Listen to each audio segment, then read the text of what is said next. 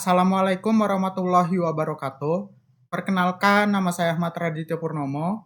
Di sini saya akan menjelaskan tentang perancangan enterprise arsitektur pada suatu organisasi untuk keperluan UAS Arsitektur Enterprise. Di sini saya akan menjelaskan perancangan pada organisasi sekolah. Bagian pertama, kita mulai dengan analisis bisnis proses. Analisis proses bisnis dalam konteks sekolah ini bertujuan untuk memahami, mendokumentasikan, dan mengoptimalkan alur kerja serta aktivitas operasional yang terjadi di lingkungan sekolah.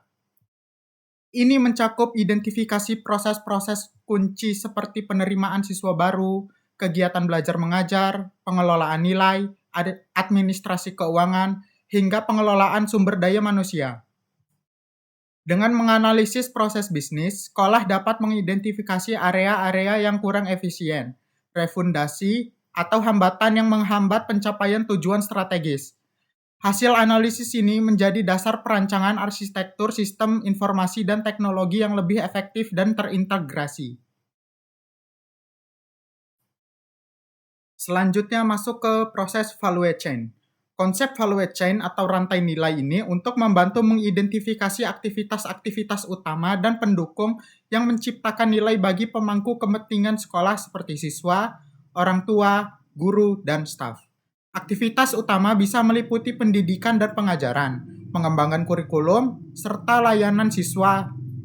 Aktivitas pendukung ini mencakup manajemen infrastruktur, pengembangan teknologi, manajemen sumber daya manusia, dan pengadaan.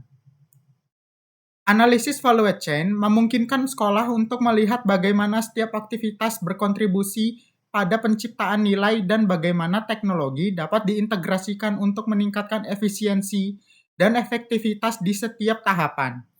Ini juga membantu dalam mengidentifikasi keunggulan kompetitif sekolah. Selanjutnya masuk ke dalam bagian business capability. Business capability adalah kemampuan unik yang dimiliki sekolah untuk mencapai tujuan strategisnya. Ini mendefinisikan apa yang dilakukan sekolah, bukan bagaimana prosesnya dijalankan. Yang pertama ada strategic capabilities. Perencanaan strategi pendidikan, manajemen mutu, dan pemenuhan standar akreditasi nasional. Yang kedua ada core capabilities. Pengelolaan kurikulum, learning management system atau LMS, dan manajemen kesiswaan yang komprehensif. Yang ketiga ada supporting capabilities, administrasi keuangan, pemeliharaan, fisik, dan dukungan layanan IT bagi warga-warga sekolah. Selanjutnya masuk ke bagian arsitektur data. Arsitektur data mendefinisikan struktur dan organisasi data yang digunakan di seluruh institusi pendidikan untuk mendukung fungsi bisnis dan layanan akademik. Yang terdiri dari master data utama meliputi data siswa, data pendidik, data kurikulum, dan data inventaris dan aset sekolah. Selanjutnya masuk ke aliran data terintegrasi. Proses otomatisasi data dari input PPDB ke sistem akademik, rapor digital, hingga dashboard pelaporan manajerial untuk kepala sekolah. Kualitas dan integritas data. Penerapan validasi di setiap titik input untuk memastikan konsistensi informasi di seluruh level organisasi dan sistem. Selanjutnya masuk ke bagian arsitektur aplikasi. Arsitektur aplikasi menggambarkan sistem aplikasi yang digunakan untuk mendukung proses bisnis serta kapabilitas sekolah secara menyeluruh. Contohnya seperti LMS, yaitu sebuah wadah kolaborasi daring untuk antara guru dan siswa untuk materi dan penugasan. Selanjutnya masuk ke dalam bagian arsitektur teknologi. Arsitektur teknologi mendefinisikan infrastruktur teknologi yang mendasari semua sistem dan aplikasi di sekolah. Ini mencakup perangkat keras, perangkat lunak sistem, serta standar komunikasi. Komponennya terdiri platform, jaringan, keamanan, dan integrasi. Dan ini adalah spesifikasi rekomendasinya untuk platform, yaitu hybrid cloud, kombinasi server lokal, dan cloud hosting untuk redundansi data. Untuk jaringan backbone fiber optic dengan access WiFi untuk seluruh area sekolah.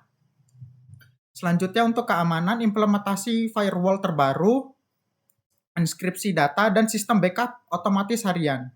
Untuk integrasi API Gateway untuk konektivitas aman dengan sistem Dapodik, Kemendikbud, dan Payment Gateway. Selanjutnya masuk ke strategi integrasi enterprise arsitektur. Yang pertama, single sign-on, implementasi satu akun terpusat untuk mengakses seluruh layanan digital, seperti LMS, Yakat, dan e-library, untuk mengurangi kesalahan kata sandi dan meningkatkan keamanan akses. Yang kedua, Enterprise Service Bus, middleware untuk sinkronisasi data antar aplikasi secara otomatis dan real-time, memastikan pertukaran informasi tanpa intervensi manual yang rawan kesalahan.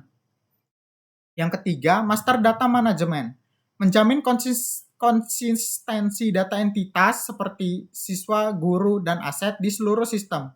Satu sumber kebenaran, single source of truth untuk pelaporan yang akurat.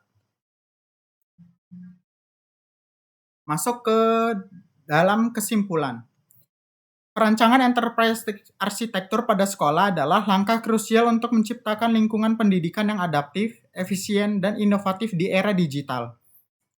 Enterprise arsitektur bukan sekadar proyek IT, melainkan investasi strategis untuk keberlanjutan dan keunggulan kompetitif di institusi pendidikan. Sekian presentasi dari saya. Mohon maaf apabila masih terdapat kesalahan atau kekurangan. Terima kasih karena telah mendengarkan. Saya izin pamit. Assalamualaikum warahmatullahi wabarakatuh.